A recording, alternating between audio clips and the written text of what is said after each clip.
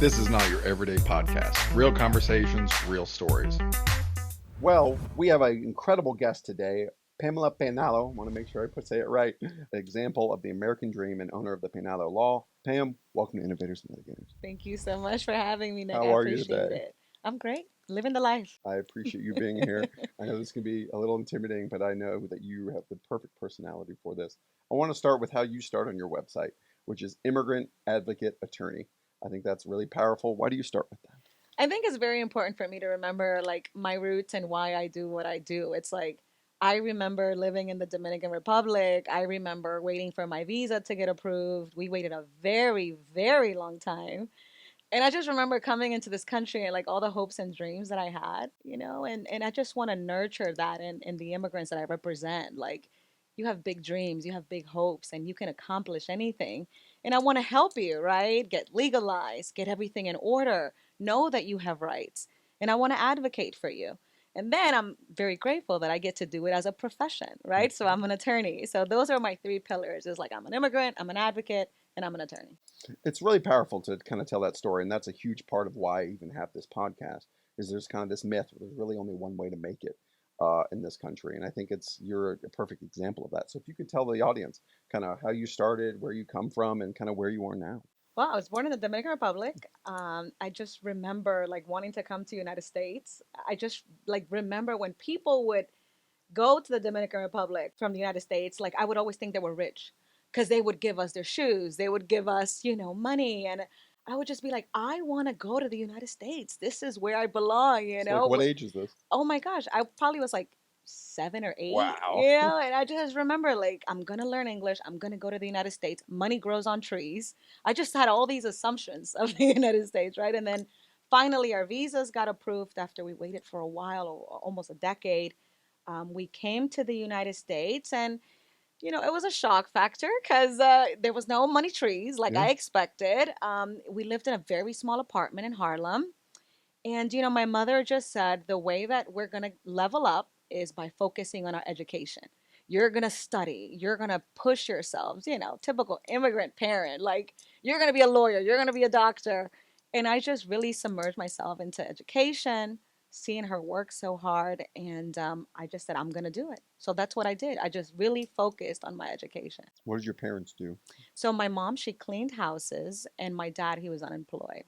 See, Yeah. I love this, and this is Yeah. what I try to explain to people. I actually got in trouble with my mom recently because I talk about my upbringing, and neither of my parents went to college, and Mm, so I kind yeah. of got the traditional millennial experience. Sorry, mom, which is go to college. Yeah. Okay, well, how? Yeah. I don't know. Well, what do I study? I don't know. Well, how do I pay for it? I don't know. Just do it. Yeah. Follow your passion is what my mom would tell me. Yeah. So, what advantage do you feel like you gained from having immigrant parents?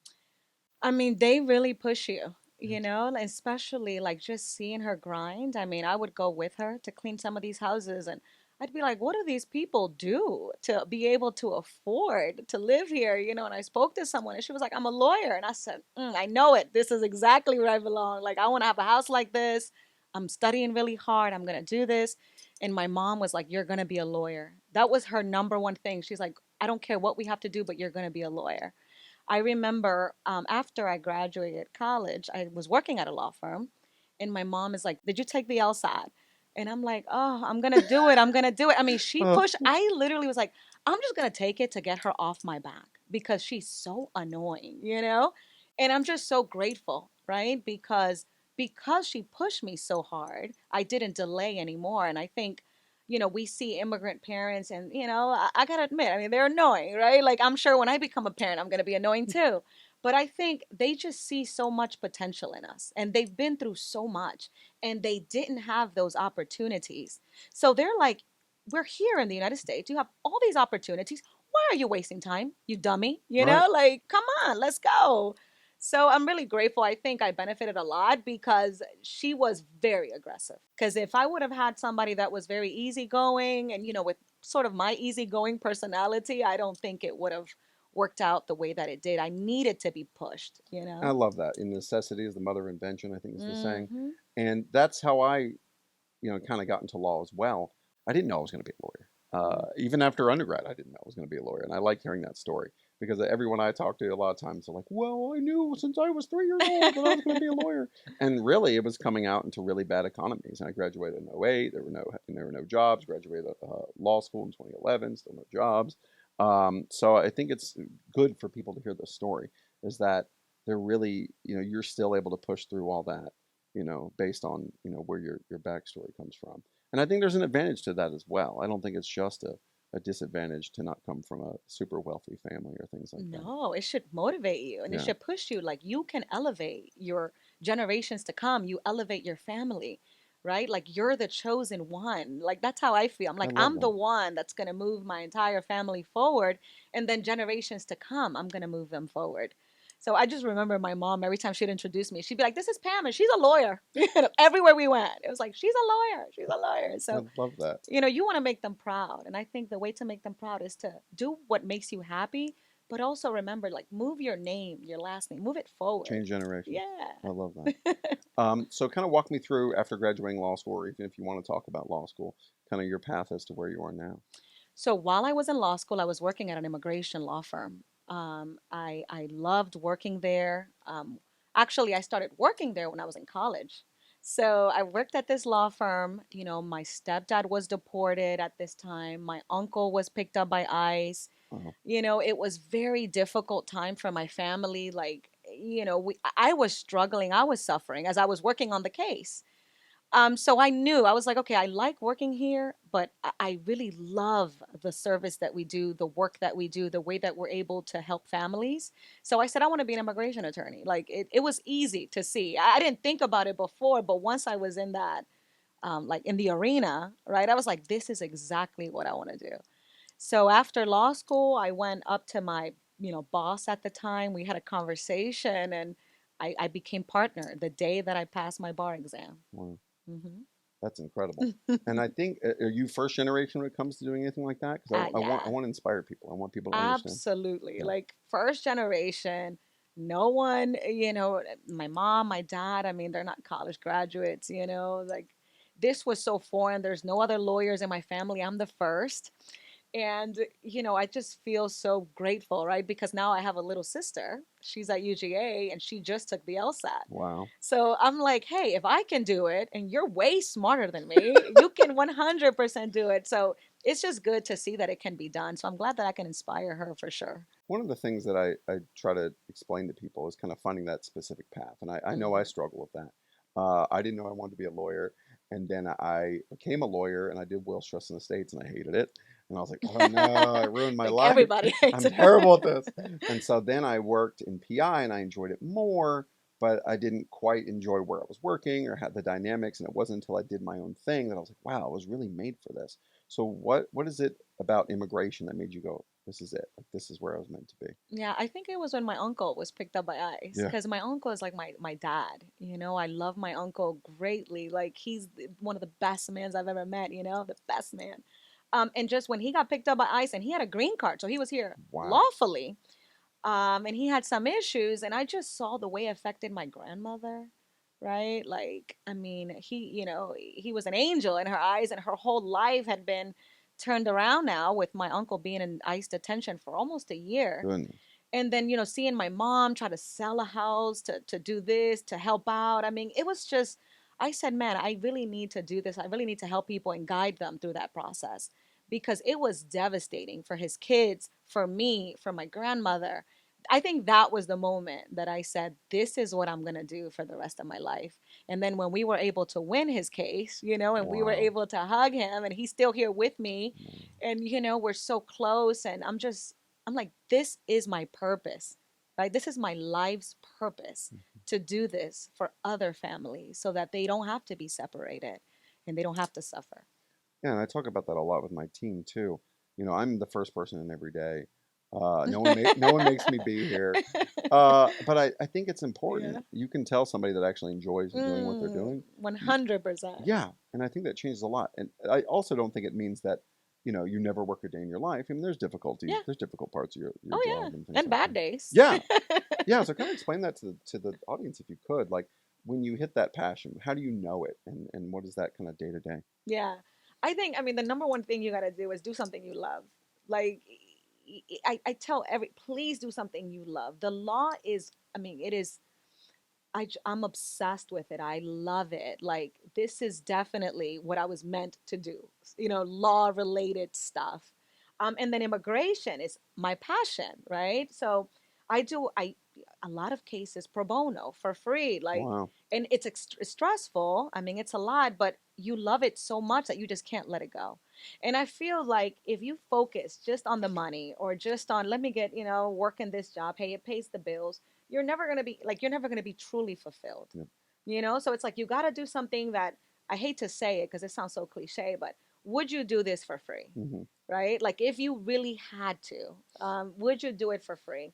And if you can say, yeah, I mean, I enjoy it, I like it, obviously, it's well that we do get paid well, but I would do it for free. I think you found something there. And then you're going to go above and beyond. And then you're going to show up and be the first one. And then you're going to put that extra. It's not going to matter. Like, the money's going to come. But just do what you love, because people feel it. They're like, you're not really into my case, Absolutely. like, you don't really care about me. And you don't want that, because you're not going to feel fulfilled if you're not doing what you truly love. One thing I always try to touch on when I have people of different ethnicities or, Yeah. or sex or things like that, how do you feel that affected kind of your come up and going through it? Because I definitely came from a no, inexperienced background. I literally never worked in a law firm until I was a lawyer. But did you ever experience any type of difficulties when it came to your ethnicity or where you came from or your sex? Because I know, and if you didn't know this, law is heavily male Yeah. dominated. That's changing, by the way. Yeah. Yeah, that's changing big It time right now. is. Women Yeah. are graduating as attorneys faster than men are now. Yeah. But do you remember any experiences kind Oh of? my gosh, all the time. When Okay, I good. Yeah. first started in immigration, I would, even as an assistant, I would prepare everything. I would show up to the court with the lawyers, and it was heavily male, white, the lawyers, the judges. I mean, they'd look at you and say, what are you doing here? Even after I became a lawyer, it was kind of like, okay, where's the lawyer? Yeah. I mean, it happens. And I don't take it offensively. I just think it's sad. Good for you, because I know I would. I don't take it. I'm just like, oh, I'm the lawyer and Oops. we're about to win. So, I don't take it offensively. I just think I'm grateful that there are so many women, so many minorities out there, like, representing, doing really good work. Because I think now it's sort of changing the way that we're viewed in the legal field. And we have to increase that percentage. I think it was like less than 5% of lawyers, female, Latina. I mean, it's really sad. So we just have to encourage the next generation. Like, let's raise that percentage up. Let's show up in court.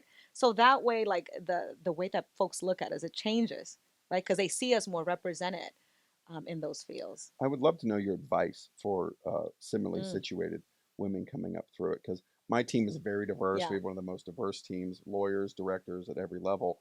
One of my favorite Hmm. moments having several women attorneys on my team is I'll be in a deposition waiting, and they'll come in, and somebody will say, "Oh, the court reporter's here," and I'm like, "Oh Terrible. no, you're about to feel terrible," Right. and it's a nice learning Or moment the for that. interpreter is here or something Right. like that. Yeah. Yeah. Do you have any advice for somebody who's looking here? They're about to Yeah. graduate college. And they're like, I don't know if I can do this. I mean, I don't have family ties. I'm not a white guy.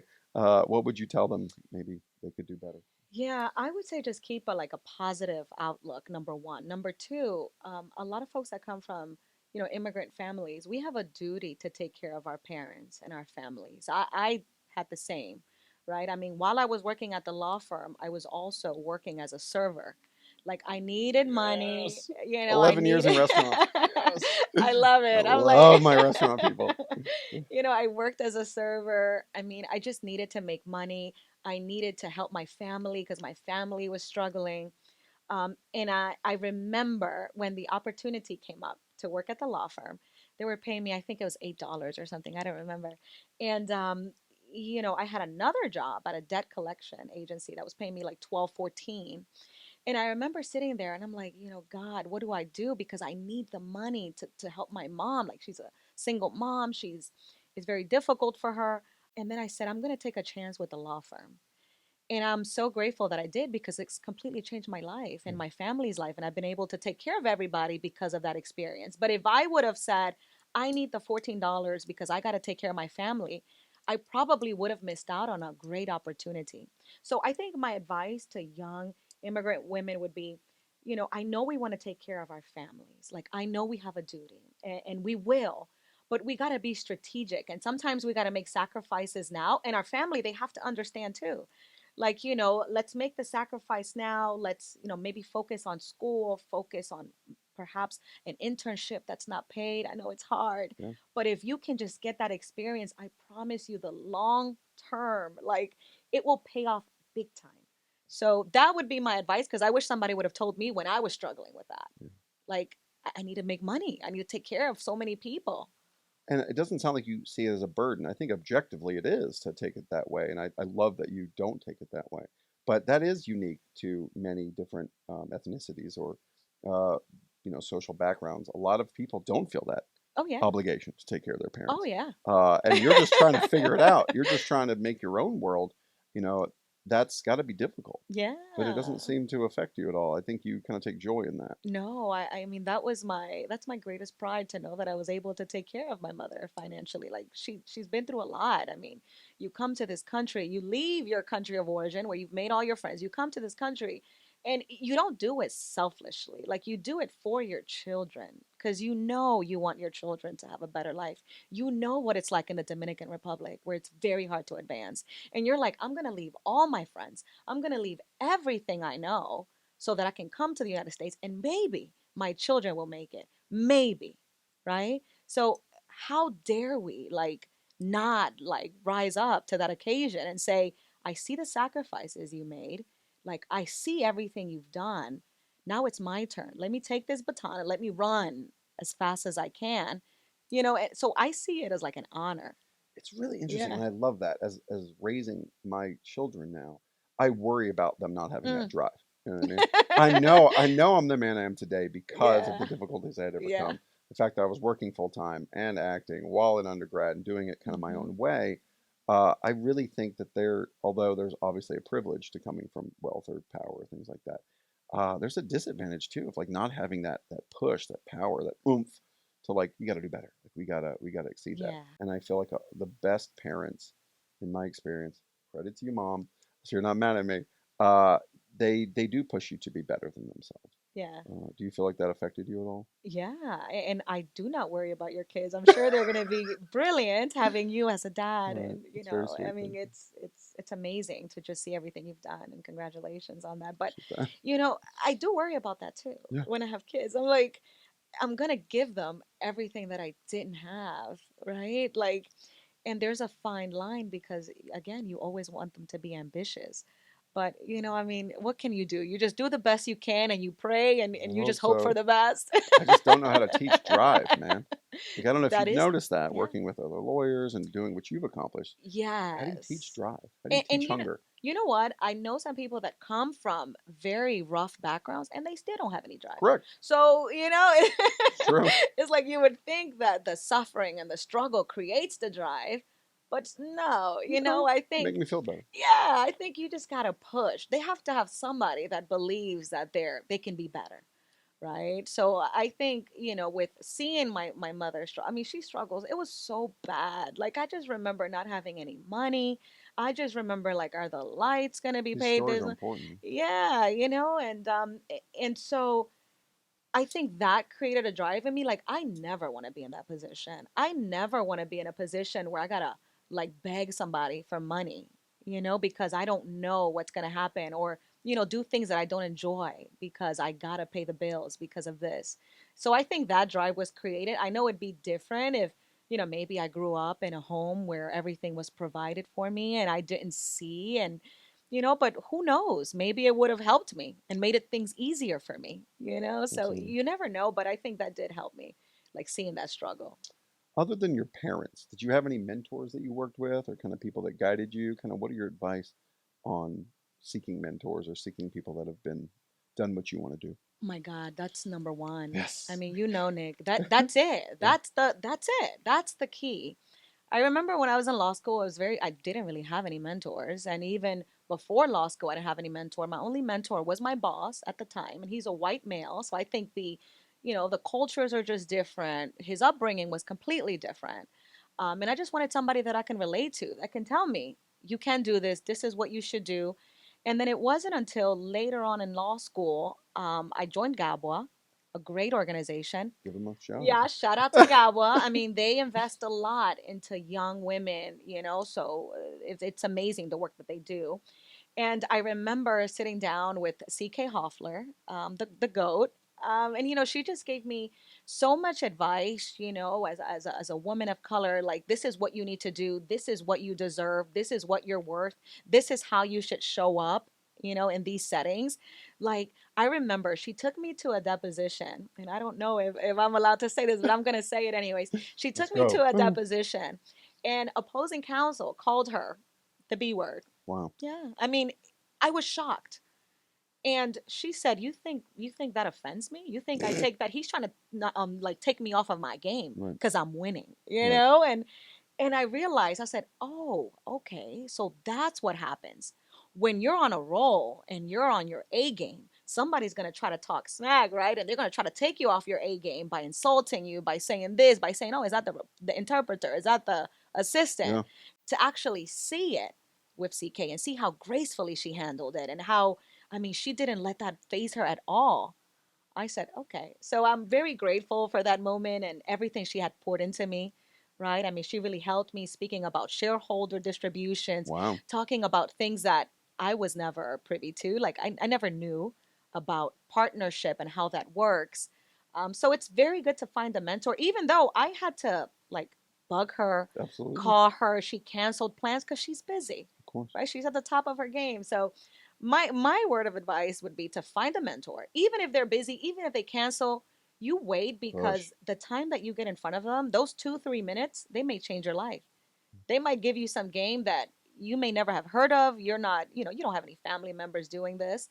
And the thing is, they've done this for a while, so the things that we're gonna encounter, they've already encountered it, and they're like, this is what you need to do. And I think it's really important Yeah. to have that kind of Yeah. audacity. Yeah. I'll never forget, I won't throw names out, but I remember trying to meet a prominent attorney in this industry. He knows who he is. And I was trying Shots to work, fired. I was trying to work angles, and I was trying to find friends of his, like, can you Right. introduce Yes. me? It was years. It took Yeah. me years, and nothing ever panned out. People were trying to manipulate me and use me. Oh no. And I was like, you know what? Forget it. I'll email him directly, and hopefully he'll give me a second. And immediately we had lunch like 2 weeks later, Oh. and it changed the trajectory of my life. That's beautiful. And I think it's important to have that audacity and say, look, Yeah. take your shot, Yeah. take your lumps. Yeah. You're gonna get rejected sometimes. I did hear a quote recently that said basically the people that we see succeed in any industry are the people who are willing to fail constantly. Yeah. And that was a life-changing moment for me. Yeah. Was to be like, okay, so what? They're a big deal. Yeah. And now that I hang out with very successful people now, a lot of them are just normal people that kind of pulled something off well. I'm never Yes. in a moment where I'm like, oh my gosh, this is some superhuman. Yeah. They're just exceptionally talented. And I think having the audacity to do that is huge. Yeah. The first time I spoke at one of our major GTLA events, I was like, this is my day. I've come up, I'm him. And I was surrounded by just titans of industries who were presenting as well. And they're talking about their losses and, how many times they've got their, loss on cases they thought they would win. And it was actually a humbling experience. I realized how little I was. Yeah. I was like, wow.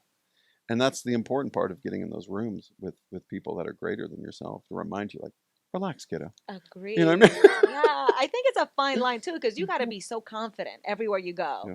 But you also got to know, like, you have so much more to learn and so much more to accomplish. Like, our stories are going to be so much bigger, So it's like, you have to be confident. You have to know that you are him, because you are, Right. But then you also got to know, like, man, I have so much more to do. So much. Like, I have a legacy that's going to outlive, my great great grandchildren, right? So, and that takes a lot of work. Yeah. So I always tell people, like, when you show up in a room, show up on fire, like, show up with a lot of energy, be loving, like, just let people know that you're there, make your presence felt, but also know that we're so tiny, we're very The small. pond gets bigger the more successful. Yeah. And there's so many people that are looking at us, right? So you have to be careful too, right? Like, not to, I remember when I was in law school, I would reach out to people and I'd feel some type of coldness sometimes, like, and now looking back, I'm like, you know what? That person probably had a long day. Yeah. Like, can you imagine? We're problem solvers. Every single time somebody calls us is because they want us to solve a problem. So I can imagine you're problem solving all day now as an attorney. You go to an event for law students, you're drained, and a law student is like, oh my gosh, hi, this and this, I'm so excited. And I would feel like, I don't think she liked me after talking to her, Right. and now I feel like, no, she was just tired. She probably was out there, doing everything and being confident.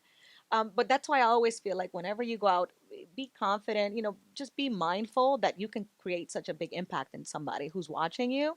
And also like feel like, okay, I have so much more to do as well. You Yeah. never know the full Yeah. ripples of You relationships. don't.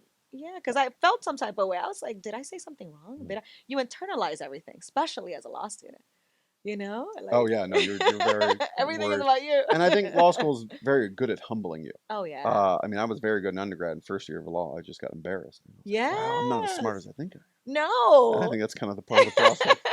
I'm just glad I Yeah. graduated. I'm glad I made it. And I tell everybody that too. Right. Nobody asks you where you ranked. Right. Nobody asks Or where you you went. I've never what. had a client ask me where I went to law school. No, It's where I crazy. went to law school. Never. Fun.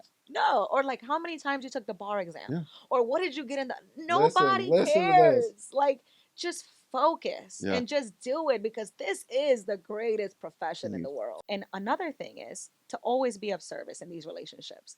Because when somebody's only calling you because they need a favor, Ugh. like when somebody's only calling you when, maybe they need money or whatever it may be, Yeah.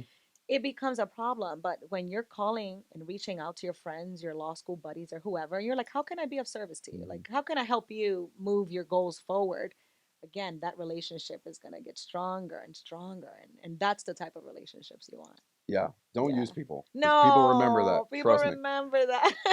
And I think that's really good that you pointed that out. Yeah. But I want to walk you through kind of what I've gone through. I don't know if you've ever experienced it as well. So I've also had relationships kind of dwindle based on certain developments and things like that. So when I was coming up, when I first started my firm, it was very small, just me or one part-time employee. I had some really good relationships with people who really mentored me well.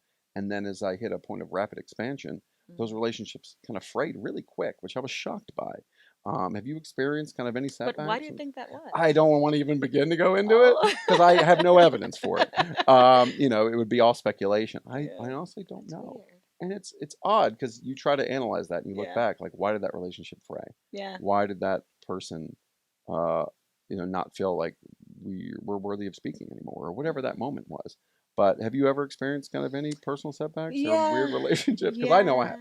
I do, and I'm sorry you went through that. No, it's fine. I mean, it's kind of part of Yeah. growth and getting Yeah. to certain levels. Yeah. So I think my problem with certain relationships is that somebody that's really busy can't be at all the places that they want to be at once, right? And I'm the type of person that I love to please my friends, right? I'm like, yes, I'm gonna make it to your birthday. And that could be it too. Maybe I Oh, couldn't be as, yeah. attentive That's as I used to it. be or something. And it's like you put all these things in your calendar and your battery, right? It's draining and draining and draining and draining, and then you spread yourself so thin.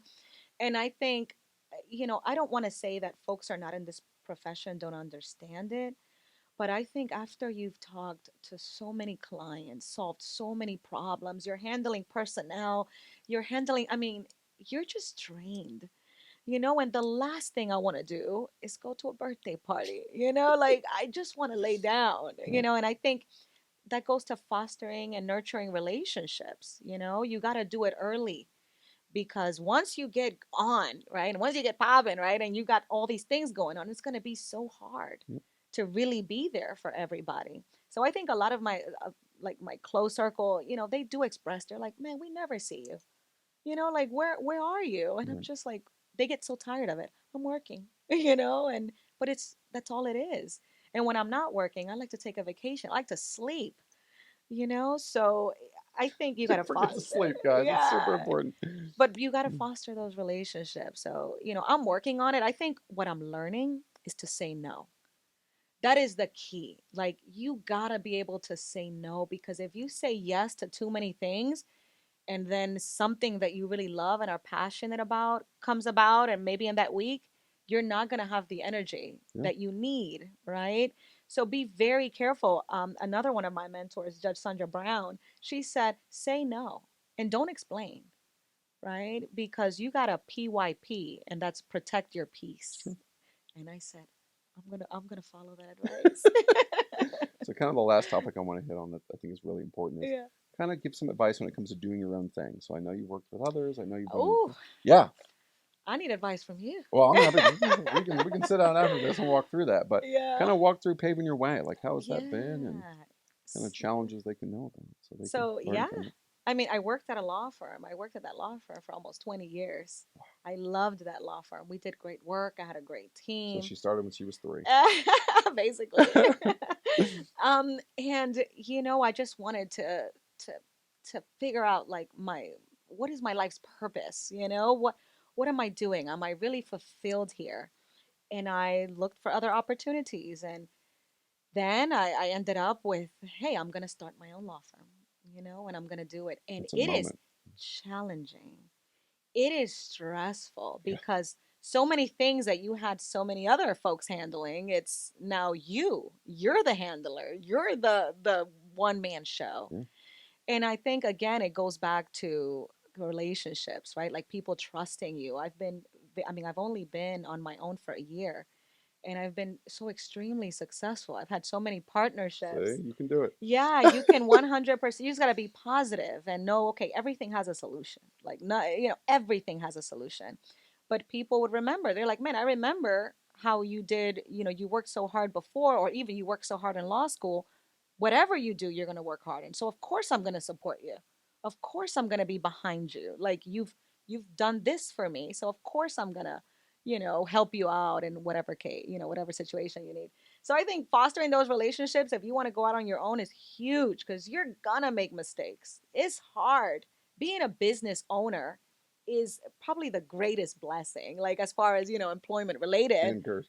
anchors, but it's a blessing because so many other countries don't even have that opportunity to be an entrepreneur. It's like it's the biggest thing, right? Like for us to do, to come to this country, own your own business, run it how you want to, with the values that you want to, with the team that you want to. Sounds fine. It's the best, but it's going to be hard, and you got to form these relationships, and you have to have formed them before you go out on your own, right? Because then people are going to support you. So it's the perfect time to ask you this question then. Yeah. What have you learned? What's the tip you could tell yourself a year ago going out on your own? Oh my goodness, so many tips. The first year is wild. Oh my gosh. I have a problem where I love being a lawyer. Yeah. Like I love being in the courtroom. I love talking to my clients. But it is a business, right? And a lot of times, somebody gives me a sad story, I do it for free. It is a business, So I wish that somebody would say, okay, let's talk.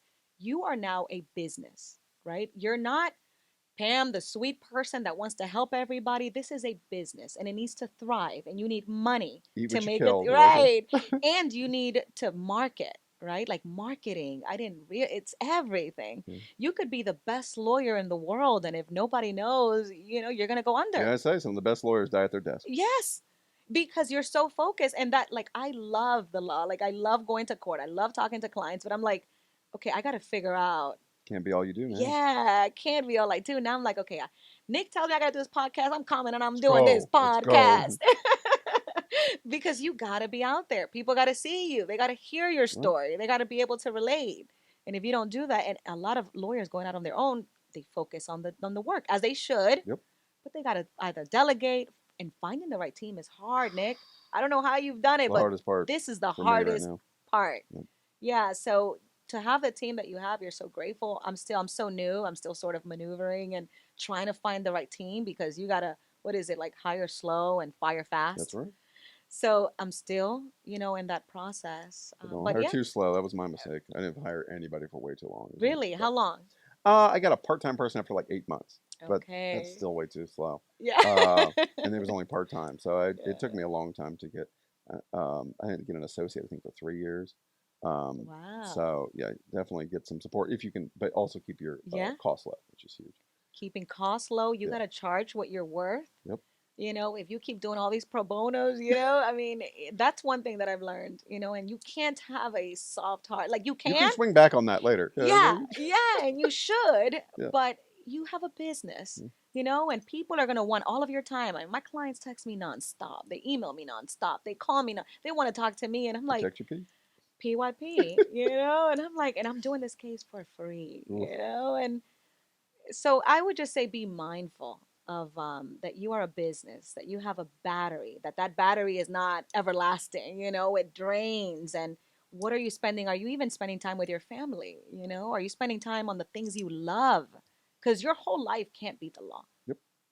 Like what are you doing to feel right, like that you're fulfilling your purpose aside from your work? I was all about my work for a Yeah. long time. Is now that I'm like, what else do I like? Yeah. You know? Perfect transition for my last question that I always ask. Um, Everyone that I have on here is very, I think most people would say are type A or very driven.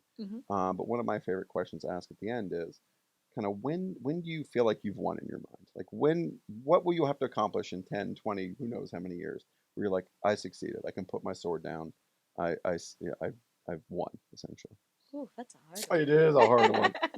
I mean, there has to be, I don't know if I'll ever feel like I won, but if I would feel like I'm getting close if I see a lot of young Latino women going to law school or just going to school and creating a better path, like saying, maybe maybe I was able to help them in any way to know that it is possible, right? I think I would feel like, wow, my purpose, is being fulfilled. That's what I want, is young Latina women, minority women, to know like they can do anything. They don't have to. I remember, when I was getting into this, I'm like, I don't fit the mold. I don't look like a lawyer. I can I do this? Am I good enough? All these doubts, and it's like, yes, yes, yes, yes, 100% yes. And I'm so glad that I didn't get swayed, right? So many young women that I see, they do get swayed. They say, I was going to take my LSAT, but I'm not going to do it. I'm not good enough. Your own own field. I don't have time. I don't think I'm going to. Yes, you can do it. If you really want to do it, you can do it 100%. And I would love for there to come a day when, a lot of young women come to me and say, hey, I finished school. Hey, I did this. Hey, I opened up a business. And I can be like, yeah, that's awesome. Incredibly Yeah. exciting. Well, there you have it, guys. Thank you so much for Oh, joining us on thank you for Innovators and having Litigators. me. The time goes by so I know it's crazy, fast. but I'm honored to have you on. As I always Oh, tell them, remember everyone, when you put the work in every day, it adds up to greatness. Please like and subscribe, and we have new podcasts out every third Monday of the month. Look forward to having you back to listen to us again. Thanks again, Pam.